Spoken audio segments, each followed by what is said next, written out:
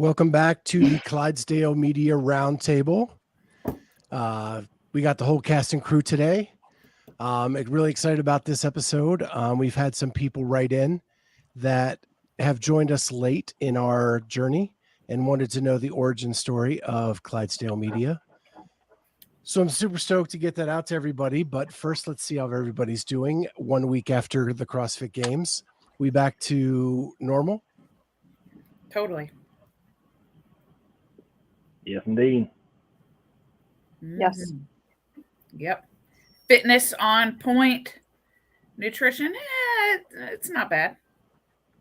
I'm just the opposite. So Okay. nutrition's on point, fitness. I get it in when I can. Today we're doing a complex, a power snatch, squat snatch. And what I've been doing is and they rest a minute in between. I've been going in between everybody's rest minute and just lifting their bars and doing the complex. Yeah. Cold. Yeah. So that's been fun. Just to be like, coach has to keep her fitness a little bit. And that's what I've been doing. So The question is, are the bars all different weights? Like, are you? Yes, they're all different weights. I mean, but this is a beginner gym, so they're all, pretty light. I did have a guy doing the complex at like 95 today, but he had a guy's bar and I was just afraid to do it because I didn't want to like hurt myself. So I didn't, but I really wanted to, just because I wanted to show him that like I was stronger than he was. But I didn't. I do that to Charlie a lot at the gym. I resisted. Yeah. All the time. I'm like, you son of a guy. And then Charlie jumps up on the pull-up bar and like does 50 strict unbroken pull-ups, and I'm like, okay, I'm out.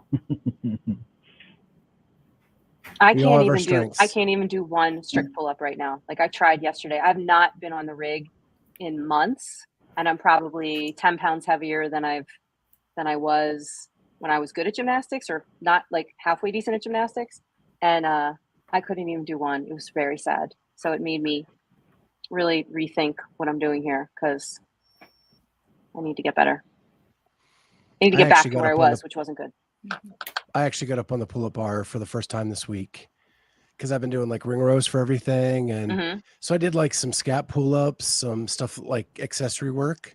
Yep. And it felt really good. Really good. Awesome. Dead hang. My hands hurt. But it felt good. Might be time to dip I into feel that like I'm on point GW both 4, 5, ways. 6, 7. I'm ready. I'm gonna grab my water. Hold on, guys. Keep talking. I can hear you. Charlie, I thought you and Kat were gonna go toe to toe on the GW. So true story. I bought it. I bought the liquid version of it. Yeah. And I took it twice. Yeah, we need you on camera for this. I took it 2 days in a row, and it is the worst tasting thing I've ever tasted. If I had gotten it in a pill form, I probably would still be taking it, but it literally like makes me want to vomit when I tasted it. And you can't mix it in anything. Like you can, but you still taste the nastiness. And because the label all over it says not intended for human consumption, I just like couldn't.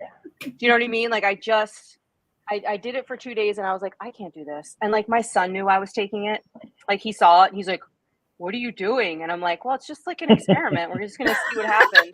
And like the look of disappointment on his face, I was like, all right, well, I don't want him to accidentally like think it's cool to take it. Cause he's like, he'll get kicked out of school for doing it. We'll lose a scholarship. I disposed of it after 2 days of use. Cost me like $50. That is wasted. So Charlie would have totally taken it. I know. I'm sorry. This was like a couple weeks before the games happened. Now, I'm not saying if I couldn't get it in pill form, I wouldn't try it again. But the liquid was just way too disgusting. Well, why couldn't you just get some tainted supplements? It seems to be that's what everybody else is. I mean, I'm looking. I go to the vitamin shop every day and ask. And she turns me away every time. Crazy. Where's the tainted section? True story. Yeah, excuse me. Where's that tainted section, please? The best part about it now is that I keep getting these emails from the company I bought it from, telling me that it's on sale, telling me that it's on special, telling me that I should try this other stuff and everything else. So I'm like, I'm like a customer now. Just forward it right on over to me. Right. All right, Nick. All right, Amy, you've established yourself as the producer of the show. You Yep. realize that, right? Okay. Yep. I'm on Cool. it. Okay. So you guys see Yeah, my you're, banner? Go ahead. yeah, you're no rep. Yeah. So I was just going to tell you that losing a bet to Travis, Oh, was not that bad of a deal. So but you got to for anyone that was listening before or wasn't listening before, Travis and I had a bet. It was a loose bet. I said Haley wouldn't make the top 10, but I think it ended up being that Danny Spiegel could beat Haley in the game at the games. Yeah. And that did not happen. And so I owed him a case of C4. So I sent him a case of C4. And like the next day in the mail, I got a box with a no rep banner, a Make Fitness Mandatory tank top, and a bunch of stickers. So I feel like I made out pretty well for Travis. I'd like to make a bet with you. Right? Yeah. So Travis, thank you very much. That was super generous of you. And yeah. Well, speaking of cool surprises, I ordered 2 bags of coffee from Paper Street Coffee and Gabe. And I got 4 bags of coffee, a coffee mug, and some stickers. Gabe's the best. If you don't know who Gabe is, he had Paper Street Coffee had a booth at the games. And I think its sole purpose was to promote all the content creators in the space. And the fact that he does that is so super cool. And he deserves a huge amount of kudos. And the coffee is now my favorite. I am addicted and will probably have to keep getting it. So it's great. The Eraser, highly recommend. And he has a website where people can go and get his coffee? Yeah, it's paperstcoffee.com. Because there's an actual paperstreetcoffee.com, right? There is. Dumb. Their website is under construction as I incorrectly went there, but it is paper st for street and then coffee.com. Okay. I just put it in the comments just so people have it. I'll build on top of that Share story. that then. There we go. Yep. I'll build that. What's that story, Charlie? I went to McDonald's and got a 6-piece and I got 7 nuggets. Boom. Charlie, let's go back and review what the first part of that statement. Children. They were for kids. Okay. All right. The chicken McNuggets are different than they were when we were kids. They are completely not the same. They're mushier. They're just, I don't know. The skin on them before behaved like actual skin, and now it does not. Real chicken. Right. Hey, just saying. We don't have nugget slander on here. I'm going to slander the nuggets. Nugget slander. Well, there's one person in your family, Charlie, that definitely is not eating nuggets, and she looks amazing. Oh yeah. And let's just shout out to Miss Lisa Odie, working with my gals at Move the Needle, which is a nutrition company. She looks awesome. She's a month in. I believe so. Is she hangry? Well, I don't I think know there's if a that's difference. because of that or There's a difference between hangry and angry. Yes. Yeah. Right. I think that's what you're trying to say. Is that right, She's Charlie? just normal angry, not hangry. Yeah. Yes. But no, she's Yeah, doing great. Yeah, she is. She looks good, and she's working with Sarah over at Move the Needle. I've worked with Eric over there at Move the Needle. Sarah's a rock star. Mm-hmm. We got all these bento boxes around the house. Ridiculous. Oh, is that what she's doing? Yeah. So she's not measuring or weighing. I love it. That one is such a good program too. And that's Very what cool. I like from talking to Lisa. She said that, like, Sarah asked her, what are your hard, hard passes and things like that. And she was like, I don't want to log my food. I don't want to weigh and do that. And so this was another option, which I think is an awesome, awesome way to do it. It's a great option. Some people get really wigged out when they get too OCD about it, and emotions get involved when you're tracking and things. It just doesn't work for a lot of people. So a nice option for them as well. Cool. And Scott, you got a new gig. You've got a new accountability thing going on with Clydesdale Media. Tell everybody about that. Yeah. So if you didn't see, the first week was out. It was kind of our intro episode of what we're going to do. It is my goal to lose 100 pounds by the 2023 CrossFit Games. And I keep saying that number. The number is not important to me. It is to be as fit as possible by the 23 games. That's just a measurement aiming to high. get to. Yes, aiming high. And so my nutrition coach and I, Cheryl, are doing an episode every weekend where I do my weekly check-in with her live, where she asks me all the questions on the weekly check-in. I answer them live on air. You can jump in, ask questions yourself. And I am in no control of these episodes. I am just the subject. She's running the show. And it's a way to hold me accountable all the way to next year's CrossFit Games. I would also like to add that you've given us permission to also hold you accountable. I have given everybody I talked to Christy Tuesday and gave her permission to hold me accountable. I talked to Patrick. So the whole gym is on board. Everybody, Good. We're doing this. I figure the more accountability I can get, the better. And let's be real. Like I found a why a few weeks ago, and that that makes a why difference. is really, really big. Yeah. And I don't want that why to fail. Yeah, that's a good point. I mean, you need that sort of it's not motivation. It's more like inspiration or like, a little bit of an intangible that makes what you're doing tangible. I like Right. it. Can you see I remember this? one time. Well, what? I want to get this for all of us. No excuses. Oh, This is a fitness journal. I found it. And it's no excuses. No Yeah. effing excuses.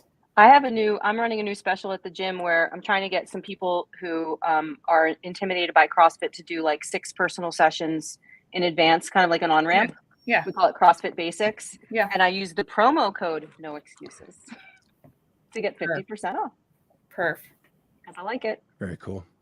Back to school. Well, I want to touch on 2 news stories before we get into our origin story. Okay. And I want to preface this by both of these are probably going to become full news stories. And if you haven't been following along, the Rig Report is no more. We are going to release news stories as separate 5 to 15 minute pieces on Clydesdale Media. And so some of the stuff we're going to talk about today is probably going to become those. And we have calls and feelers out. So look for those. But the first thing I want to talk about is NOBULL signed a deal with the NFL to be the title sponsor of the NFL Combine in Indianapolis. We did. Okay. From one perspective, that is huge for a grassroots company that was built out of CrossFit.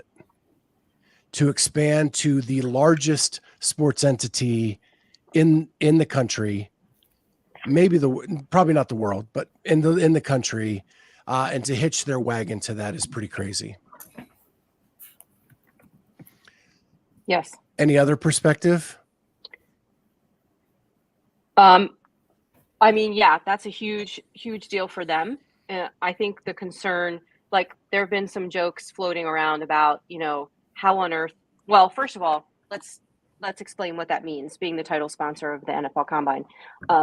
It means that they're providing all the apparel and accessories, and that's confirmed, but with someone who works for NOBULL, that's a fact. That's what they're going to be doing. And I think the concern is, are they going to do it well? Right? How are they going to be able to handle the volume? And what will that volume do to the other spaces that they're serving, like golf and CrossFit? Because people have made comments like, hey, the games are over and I can't even get a Tia Claire Tuma jersey because they're sold out. Or, hey, when they first found out about the CrossFit Games a year and a half ago, it really took them a long time and they had a lot of excuses about how they didn't have enough time to sort of figure this out. They have less than a year to get their act together for the Combine. which is presumably a larger market than the CrossFit Games. Now, I don't know that for a fact, and those are some of the things, some of the loose ends we're trying to, tie up in terms of, is this really news or is it not? But will it have an effect on their sponsorship of the CrossFit Games, and will, NOBULL go to like the Whoop world and just sort of like leave CrossFit high and dry? Is anyone going to tell them that their shoes suck? I mean, it's such a universal. I don't mean opinion. NOBULL. I mean the athletes, the other athletes. Yeah. So they are not. I don't think they're outfitting them in shoes, are they? Oh, okay. No one Because said I think most, especially high-end athletes, probably already have shoe deals going into. Correct. I think they will into provide, the combine. just like at the CrossFit Games, I think they will provide them with shoes, but they won't have to wear the shoes. Okay. Kind of, just like at the games, you get all the shoes. You can wear them if you want, but understandably, people have sponsors and are going to wear the shoes that they're given. But they're also doing, so this is interesting. It's all apparel and accessories, and they're also providing an upgraded registration check-in process, kind of like they did for the CrossFit Games, which is kind of cool because that was probably one of the highlights for a lot of the athletes coming into the games, was that whole locker room experience. And clearly NOBULL does a very good job of doing that, organizing it, staffing it, and having it, having the media there and everything else to sort of show that. So I'm excited that that's going to happen.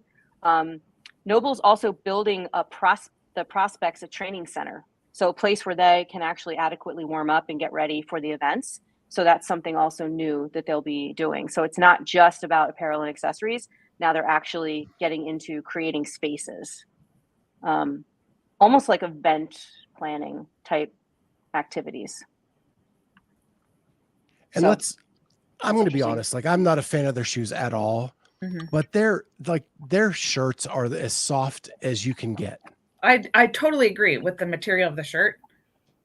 But I think their pants, their tights suck. I hate. It's going to be interesting to get the feedback from the players, because a football body is very different than a CrossFit body. And will they be able to fit them properly? Because this is those players' future on the line. They are being tested in different things to get a better draft status. And so it's going to be super important to them. It's going to be interesting to see what the feedback is in year one. I've gotten feedback from athletes at our gym who are relatively tall athletes, like 6'6". And, when I looked up to try to get tops and asked several people, are they going to be long enough? Yes, it's one of the longest, and it's a crop top. Yeah. So, I mean, imagine a 6'7", 380-pound offensive lineman. Yeah. Yeah, it'll be interesting to see. I mean, and they might even be playing around with some different fabrics. This is in the winter time. I believe the stadium's covered, right? It's not like an open stadium. Correct. But for like the athleisure stuff that they're going to be giving these guys with like sweatpants and sweatshirts and things, they might be playing around with different fabrics. They're definitely going to have to be playing around with different cuts, I would think. So it's not just like taking your operation and just spitting out a different brand, like a different logo. It's really perhaps going back to the drawing board with a lot of this stuff. So it just, we'll see. I wish them nothing but success, and, hope that they can hold on to, the relationship with CrossFit as well, because that's where their roots are. But, like I said, kind of like Whoop became this great sensation in CrossFit and then took off with other industries and sort of was like, bye-bye. So you never know. I agree. So we'll see what we can dig up, and we'll get some people on that can talk a little more intelligently about it, who are actually in the space. Sure. Yeah, exactly. So we also have Amy wanted to talk about Masters athlete payouts. Yes. And this is something I saw at the games and I let it slip through my mind. Yeah. And at the time I really questioned it. But let's talk about it. Yeah. If you didn't know, depending on your age, you get a different payout in the Masters division at the CrossFit Games for champions, podium finishers, whatever. Well, What so age group makes the most money? 35 to 39. That's it. Mm. The top makes 25,000. And then I think like 8,000, and then second place 8,000, and then third place maybe like 4,000. All other divisions, the top makes 10,000. Wow. That's a 15,000 discrepancy. And I So- want to know why. So they go 300,000 for individual, 25,000 for 35 to 39, and then 10. Yes. Is that right? Yes. Yep. So we're gonna have Yeah. we're gonna have a masters athlete on later today who took first in the men's 40 to 44, Rudy Berger, and he took first at 40 and took $10,000. Yeah, I mean that's awesome. Sure. But that's a discrepancy, and I want to know what the thinking is. Yeah. So we're going to reach out for comment on that and maybe do another story about that as well. So look for that to maybe pop up sometime in the next few days. And then are we talking about shoes too, or no? I don't think we're far enough down the line on that one, but we're going to look at bonus structure of shoe companies just to let you know. So look for that. We're kind of digging into some things depending on the shoe company, what the bonus structure is for the athletes who win events. Because it is well known that Reebok is paying anybody who wears a Reebok and signs up 12 grand if they win an event. Mm-hmm.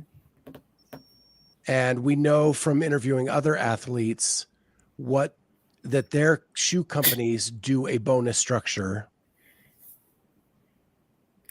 Nick says they needed the extra money to set up the NFL Combine. Probably.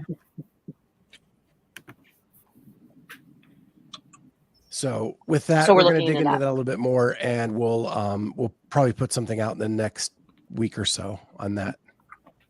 Okay. Mm-hmm. So do we want to talk origin story now? Yeah, but before that, let's talk something. Let's go personal real quick. Yeah. So Charlie and I this week, our kids started back at school. Yep. Oh. Yeah, we start early over here in the Midwest. And Yes, indeed. Natalie just got her wisdom teeth taken out 2 days ago. And this was something funny. She decided while she was coming down from her anesthesia to take my phone and start FaceTiming everybody. And Charlie was one of the ones that benefited from that FaceTime call. And I love it. Quite the highlight of my week. I'm sure. As soon as he answered it, I hear him just go, "Oh, let's go." Here we go. She was a trooper. She did pretty well though. I was hoping she'd be a little goofier, but she was cute. Well, I think that's because they didn't let me back in the room when she was in recovery. I think that's really where it would have been. Yeah. But, yeah. That's funny. Yeah. I love it. Those are the best videos ever. Wisdom teeth. Yeah. I would have loved Natalie to FaceTime me at about 10:45 this morning, because at 10 a.m. this morning, I'm done coaching for the morning. And I usually come out, sit at my farm table, and I get some work done.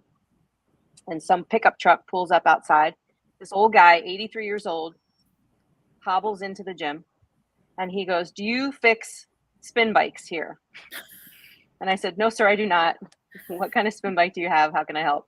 And he told me he has a Slim Fast spin bike. I didn't know that was a thing. But I had my computer open and I said, "Well, let me take a look." And we Googled a couple places, and I said, "Here, do you want me to write down the phone number?" He's like, No, I got it." He had this little notebook in his pocket, and he's writing down the phone number of the place. It's called Johnson Fitness, whatever. And his hand is like shaking, like he's an old guy. And then he starts to talk to me.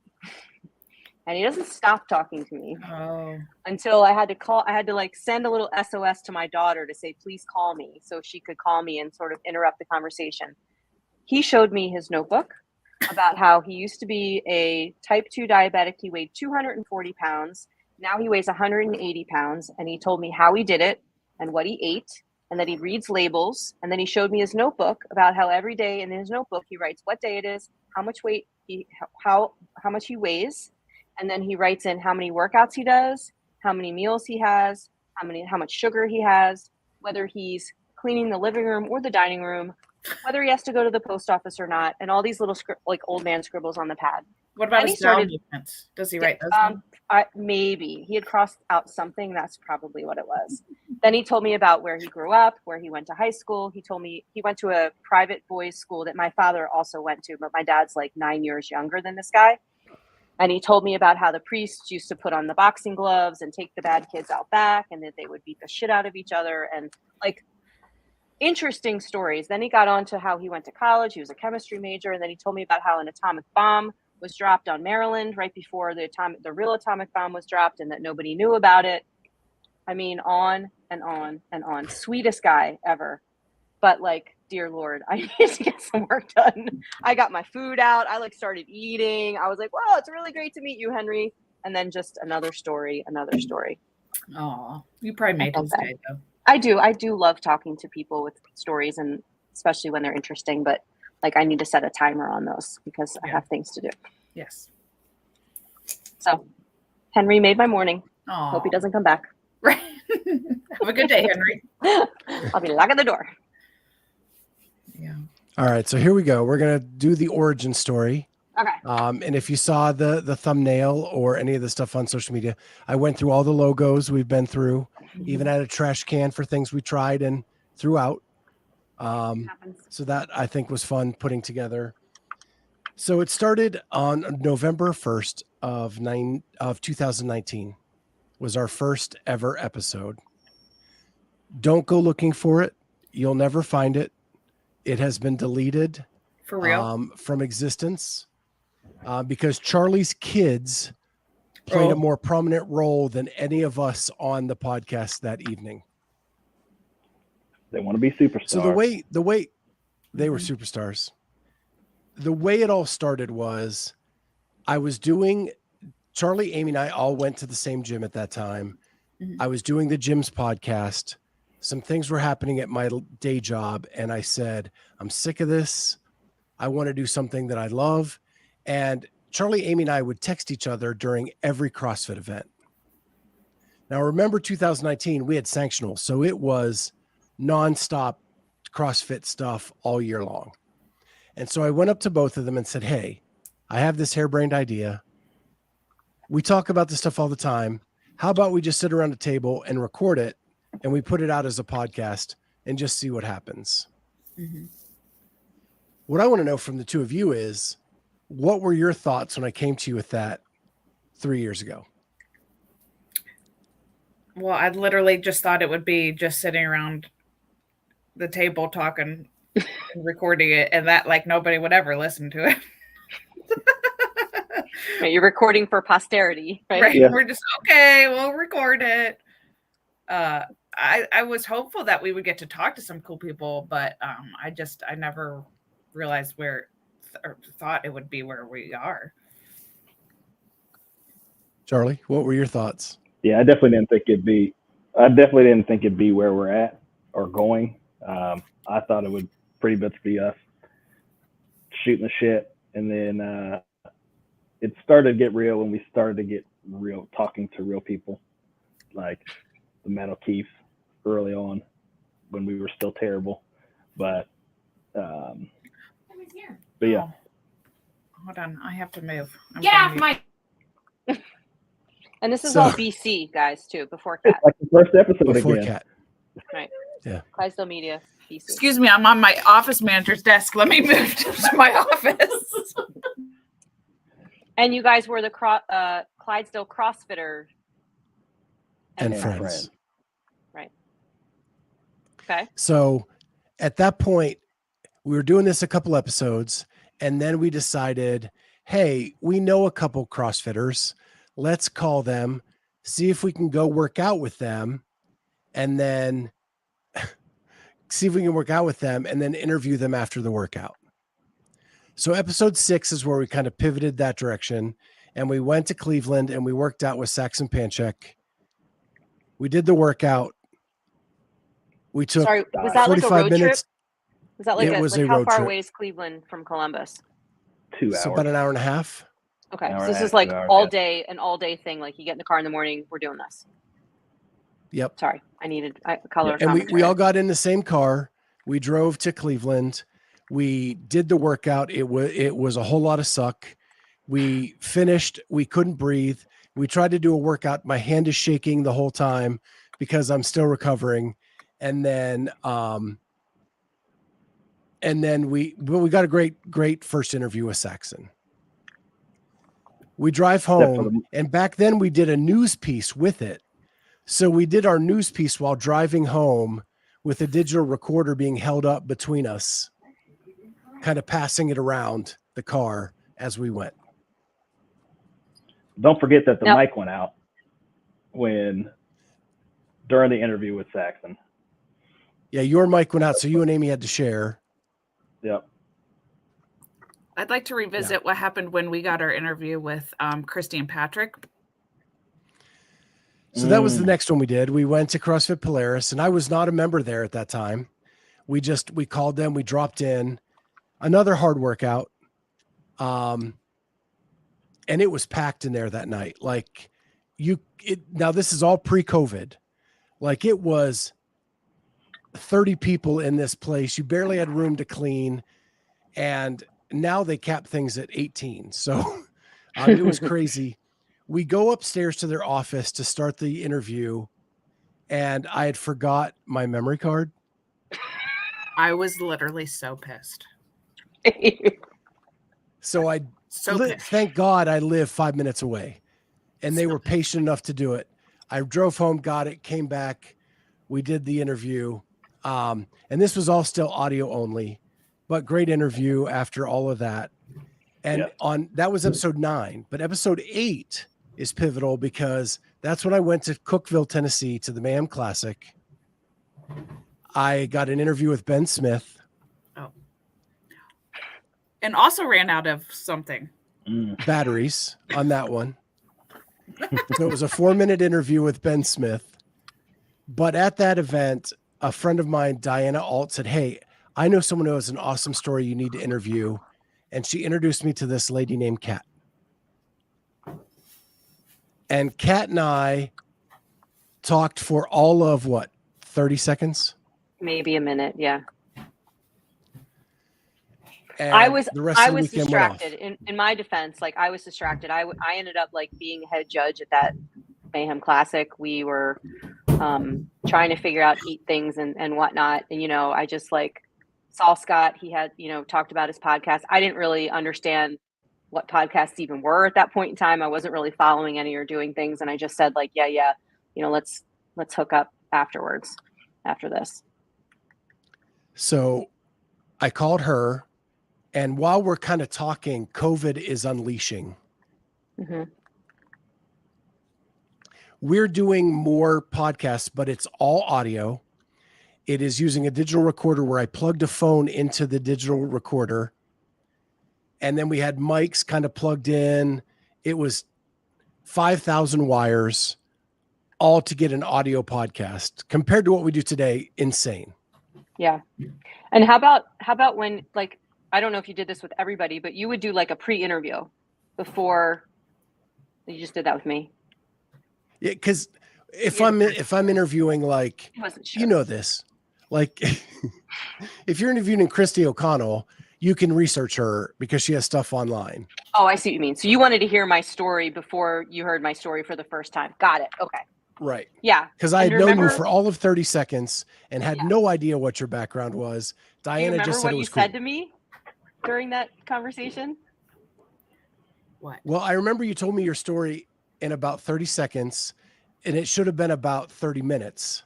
Yes, that's my personality. I'm like so cut to the chase type thing. I've been learning how to give more details. But I think you said something like, okay, when we do this tomorrow or whenever it was, like, you can take a breath. like you can let me interject. Because I was just like I was reading a script. So I met with Kat. We did her thing. We stayed friends, kept doing the podcast, and we had a whole bunch of early guests. I just want to throw out there that gave us a shot when the only listeners we had were my mom and Amy's dad. And it was like Larry Moss and Tommy Marquez and Sean Woodland and Matt O'Keefe and Nikki Brazier. yes, John and Luke. Jacob Hepner and Carrie Pierce and Margot Alvarez. The Buttery Like they Bros. were awesome. Buttery Bros. Forgot about that one even. Mhm. So then it's about episode 20. We're getting close to our 25th episode. We thought that was a big celebration. So we asked Kat if she would come on and interview each one of us so our listeners would get to know us. Right, because I was just a guest up until that point in time. I didn't have anything to do with you guys. And so she scheduled individual interviews. None of us knew what was on the interviews of each other. Kat did them all, sent me the finished product, and we put them out there. At the same time, when she was interviewing Amy asked her or told her what her dream was. Well, Kat said, "Do you have a pie in the sky person you'd love to interview?" And I said, "Yes." And she made that shit happen. And because she made that shit happen, we said maybe we need to bring her on because COVID was crazy and everybody was working out of weird spots at that point. I feel like And Con we were was busy. right before that, though, wasn't he? No, I guess it wasn't. Mm-mm. Couldn't No, have been. it was. You're right. Okay. During It What was our was first not. Zoom? Our first Zoom was actually Kate Gordon, which is episode 20. Okay. And I had to do that because we couldn't pay the long distance fee of the phone Yeah. to Australia. So I hooked up Zoom and I did an interview with her, which showed us it was possible. Yeah. And then we got Con and we got Chris Spieler and we got Annika and Dex and Emma Carey and Julie Fouché, all like bang, bang, bang, bang, bang. Dave Lipson. Right. Yeah, I was leaving certain names out, Amy, for reasons. I thought this was a scrapbook, and I want to scrapbook it. Okay. Yeah, we should. Yeah, I'd like to hear it all. Yeah. So we got on a roll, and at that time, it was a combination of an athlete interview and news, all in 1 week. Mm. So you would listen to a little bit of news. We would go to the interview. We would finish up with a little bit more news, and then it was over. No, we had the around episode 40 is when the Glassman shit hit the fan. Wait, I wanted to hear what Charlie was saying. Go ahead, Charlie. well, you forgot we were doing the best things we saw in the week. Oh yeah. We had We'd have a question of the day. question of the day. Best things on the internet. Yeah, best Yeah, thing I on the remember internet that went Amy all was the way, never I think. prepared for. Yes. Yeah, that went a long way. That was like up into the 100s. But yeah. So then episode 40 hits and we decide there's too much news happening all the time. We need to separate these things out. So that's when we moved to like what we now call the roundtable and the interviews or the podcast. And it split off into two. And that's kind of how that happened.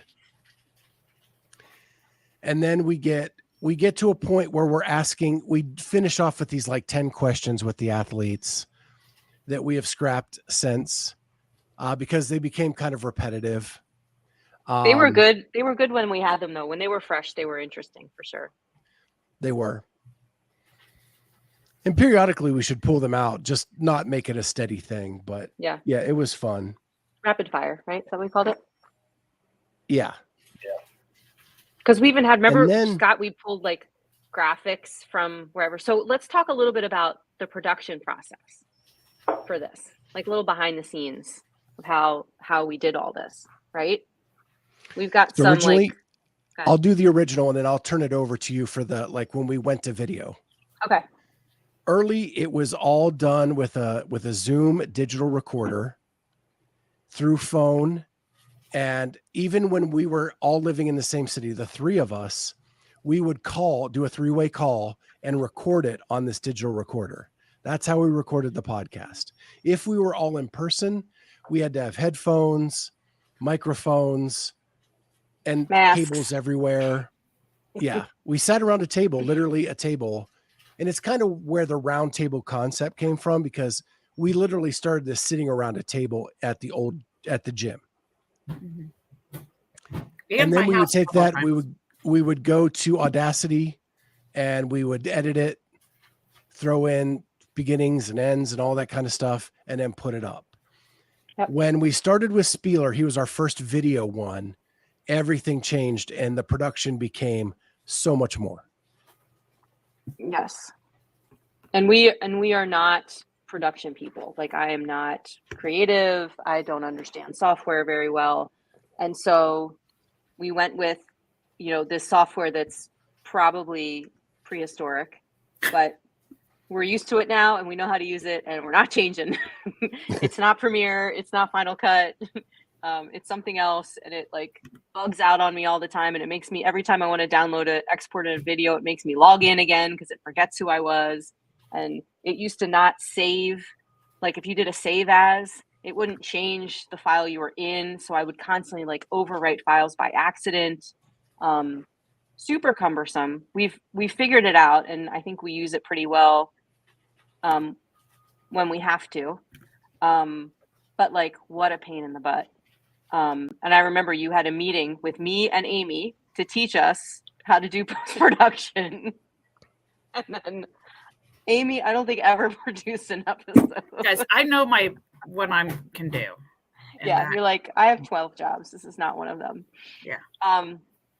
So yeah, and so like Scott and I would alternate. Like you do the roundtables, I do the Sunday night ones, and we'd go from there. And then we do all the thumbnails in Canva. I had the Canva account, so I would do all the thumbnails.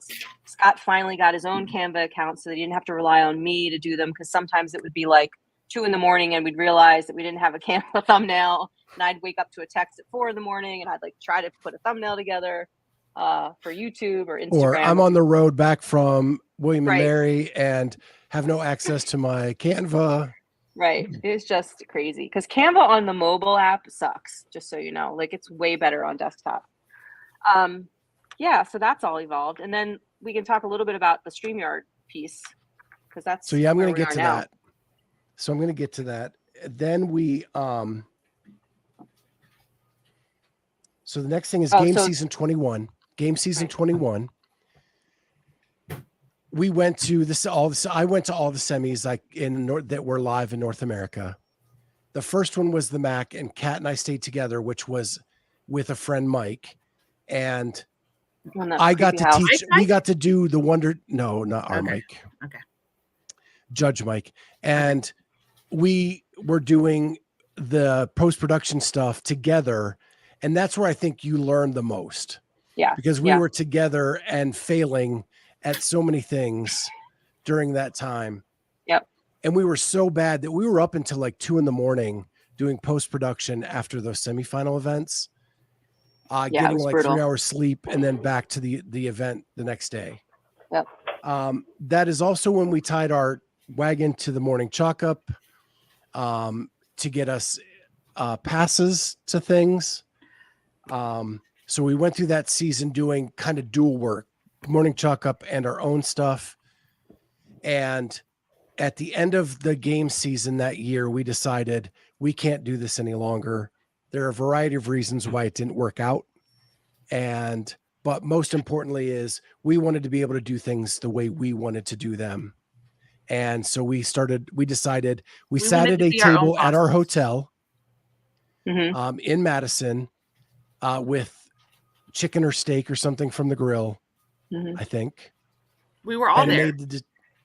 We were all there sitting around the table, and we decided if we're going to do this, let's jump in all in and do it. And we all signed on for that. And that's how that happened. So then we moved from there. Go. Let me tell you, it was chicken because Kat interrupted somebody else on the grill and was like, we're just going to put this chicken here. Yeah. Yeah. Well, they were like a family of 40, and they had like all 3 grills going with all their food. I'm like, can we jump in here a little bit? Just give me some fire, please. That was funny. And that's where I met Kelly Friel, who is the 40 to 44-year-old female champion. She was staying at our hotel, and we shared a grill. Yep. Yeah. So that happened. And then so we have been kind of in the planning stages for 6 months after that happened. In January of that year is when we decided to launch the Rig Report to do more news type stories. We did that. We did that as long as we could until semis came. And that's when I think we made our biggest change. Go ahead. Yeah, because the Rig Report, just for background, highly produced, right? Like a lot of work to put that together and not necessarily timely, right? Because we were releasing like once a week, and we had to like line up the interviews first. We'd have to record them, produce them. And when I say we, I mean mostly you, because you did, I think I did like one of them. Record intros, outros, all that stuff. Like a lot of just technical things that we're not keen on. So go ahead. So then we were talking, and I think it was Kat, correct me if I'm wrong, said we should try to interview all the semifinal athletes so people know who they are going into semifinals. We decided to do that. We invited everyone that wasn't like a top 5 athlete. That had Instagram, or that we could find on Instagram. Yeah. Right. Yeah. And we all decided we were going to break these up. We'll all jump in where we can. Does not have Instagram. Just want to let you know. Yeah, she does. I could not find her. Yeah, she does. Okay. But anyway, go ahead. Okay. We all decided to jump in where we could, and we did 109 interviews during semifinals in a 4-week stretch. That was insane. It was insane because it was also my last probably one of the most gratifying things we've ever done on this podcast. 100%. Getting to know all those people, developing those relationships, and then going to semifinals in person and meeting them in person and getting to know them was incredible. Yeah. Then when semifinals were done, we said, hey, why don't we do the same with the games athletes? And so we invited every single English-speaking games athlete onto the show who had Instagram. And again, super rewarding experience. I think we ended up doing like 35 interviews of games athletes, almost half of the individual field. And that took us to the games where we got to experience things in a different way this year than we did last year. And I think, Amy, you can talk to that, because the year before, Kat and I were with Morning Chalk Up. You and Charlie were kind of going to the affiliate lounges and doing the beer garden and all that kind of stuff. This year, we were a team. For sure. I thought it was great because, Charlie and I didn't have the same access as you guys had last year. So the fact that, we all had the same access and Charlie wasn't able to come this year, that we could split up and be like, I'm going to get this side of the field. You get the other side of the field. Scott, maybe you're producing in the media room. Then we can kind of rotate or switch, or, hey, let's go cover the Masters while someone stays here. Mm-hmm. Yeah, I mean, of course, we wanted to be with each other, like right next to each other for a lot of the things. But then at other times we'd be like, no, let's separate so we can get a different vantage point here. Yeah. When all of that allowed us to all make relationships during that week that were invaluable. And the coolest thing for me is we got media credentials on our own for every event we went to this year, off season, in season. And we did it all on our own through hard work, through perseverance, and opportunity showed up at the games where we were the only entity to show up at every press conference that CrossFit held. True. Because even the big ones missed the first one. And that got us a chance to make a name for ourselves. When I was working in the media room doing production and stuff, I was sitting by all the heads of CrossFit media. And I got to know them. I got us a pit pass to the Coliseum, which we didn't have at the beginning of the week. We were able to do so many things this year that we've never been able to do, and we did it all on our own. And that was what was really cool. And all of it was through relationship building, like Kat knowing Wilson and working MacFest got us credentials to Mac and Syndicate without even a blink. Yeah. So let me tell you something that I learned the most at the games this year. I mean, it's pretty evident, and I think I've always known this, but really just having it illustrated to me day after day, moment after moment, that Kat is Miss Congeniality. Literally, everybody knows her. She knows everybody. We'll be walking around, and it's like, I'm famous because I'm with Kat, because Kat is so famous, everybody knows her. Yeah, when I was a kid, I used to like memorize yearbooks. Like my brother was 3 years older than me. I was boy crazy. He went to an all boys school, and I would just look at pictures and names and quotes and sports and just memorize like everything about people. And I would actually see those people and go up to them and talk to them as if we were friends, not realizing that they had no idea who I was. I just knew everything about them. And I would sort of Jedi mind trick them into thinking that we were friends. So I think that's kind of what I do. Manipulate is what it sounds like. You know, I just sort of persuade, right? And so if I know a lot about someone, I can go, especially CrossFit athletes, because they meet so many people, they don't remember everybody that they meet. But if you go up and start talking to them and like referencing things that maybe only certain people know about, they basically are like, oh shit, she really must know me because she knows all these things about me. It's a good quality to have. But this is what also worked out well, like especially like with, first of all, Kat and I walk with a purpose, so we get shit done. Like here we go, we got to go here. But the other, I think, the benefit about our differing personalities, although we seem to be the same person, there are some big differences. But Kat is very outgoing, very extroverted, where I definitely am more introverted. But with that, the benefit that I have is that I'm constantly observing and constantly seeing what's going on. And then I can say something to Kat, hey, did you notice this? And then she'll be like, oh, let's go. Let's go. Yeah. That's fun. Yeah. And the cool thing about this season was we realized that we were never going to be able to keep up with production with what we were trying to pull off. And that's when StreamYard jumped in. That's when we decided that we would have to do all these live because it reduces the production by 75% to do these live. And what that did then is allowed us to engage with our audience, get to know you, the listeners, who have been awesome on this ride, to get to know you guys and the things that you have done. What our listeners did Tuesday night still is blowing me away 2 days later. Yeah, that was awesome. Love you guys. Love everything that you guys are doing.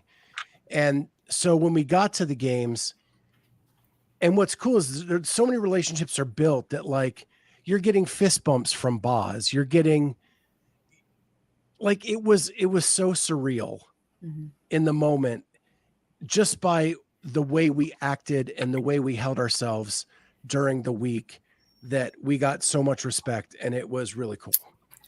And also we were people's coaches and we didn't even know it.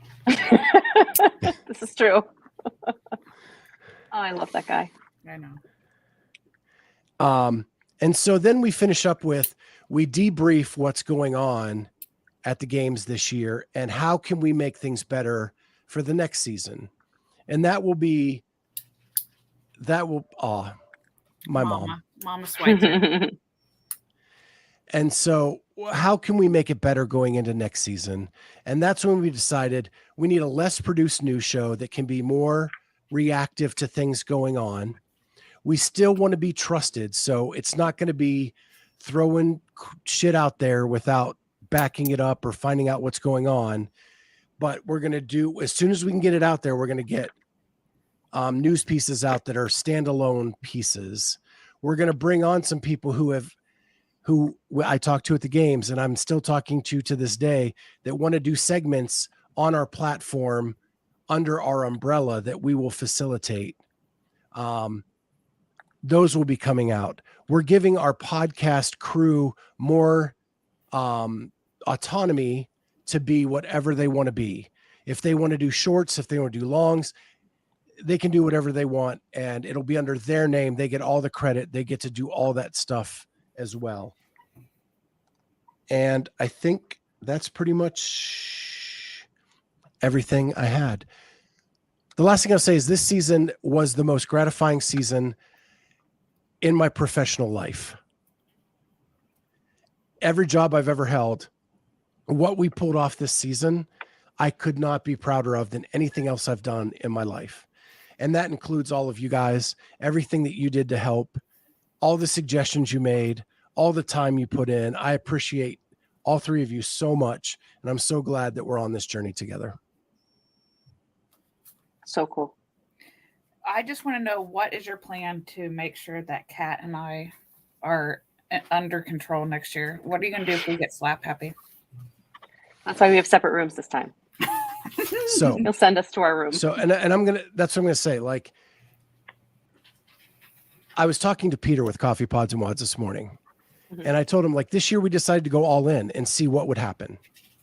Like, give everything we had to this and see what would happen. And I think we realized we can move mountains, right? That we have the ability to do this. We're so confident in what we can do. We're hoping to take a team to the games next year. And we have already booked 4 hotel rooms in Madison to be able to take a team so that we can crush it next year. What that's going to look like, I'm not sure, but we're so optimistic that we are getting ready for the games next year with that many hotel rooms so that we can bring a full team in to cover everything. Because I think a couple areas where we were not as good were Masters, teens, and adaptive, and teams. Although we have a ton of coverage on Reykjavik, we slighted some of the other teams in the field. Yeah, and I think we could have done a better job too with like the vendor village stuff, like the fan experience. We didn't really, we had ideas about that, but just like weren't sure quite how to execute that. And you can't be in 8 places at once. So if we can, my goal for next year is to get, a legit photographer and a legit videographer, along with the social media help that we had this year, to sort of just build on that so that we can be doing all of those other things like upfront with people, whether it's athletes, whether it's seminar staff, whether it's CrossFit Games staff, or spectators. That's, because we bring that to life for people that aren't there. Yeah. And we're definitely going to get more interviews on site next year than we did this year. Yeah. And we definitely need Charlie to be there, and especially in Vendor Village, because I was struggling to get free stuff because they just wanted me to scan a QR code every time. And then I had to sign up for some list. I don't want that. I just want the free stuff. Nope. Yeah. The other thing, we haven't talked really a lot about this, is that I want us to be able to identify our audience by name. And I don't know what that looks like, but we need some creative minds, and maybe Travis can help us with this at Vindicate. But I would like to have like a Clydesdale crew or a Clydesdale army or some kind of branded name for the people that are behind us, that aren't working for the company, but that are, our followers, let's say. I don't want to call them fans because that sounds really weird, but our audience. And I would love to like create an identity for them and have them represent what we do. Agreed. So if creative minds have ideas on what we should call those people, let us know, because I think there's some creative things we could do to throw some merchandise at that. And I'm not saying it because I want, the proceeds from the selling of the merchandise. I just want the merchandise in people's hands and represented at their gyms and when they go to events and things like that to just have. I think it would be really cool. I think we should do with that is the winner will get some C4 products. Oh, the person that gives us the idea or their design? Correct. That's a good idea. We could do that. Yeah, we're trying to come up with a contest. C4 wants to give away a prize pack. And so, again, we're having our staff meeting on air. Yes, as always. But yeah, we're trying to come up with a contest, and maybe that's it. But look at our socials. We'll put out something as to what that contest is. And the winner's going to get C4 is really generous with their prize packs. So you'll get a pretty substantial prize pack if you win this contest when we come up with the rules and how to do rules and regs. Yeah. But with that, we are at the hour point. We actually have an appointment coming up, and we have an interview this afternoon with Rudy Berger at 4:30. Yep. So make sure you tune in for that. We'll let you go. Next week, we'll be back with our regular antics. And I hope that was enough to kind of tell you where we started, where we are at, and where we're going. And we'll see you next time on Clydesdale Media Roundtable.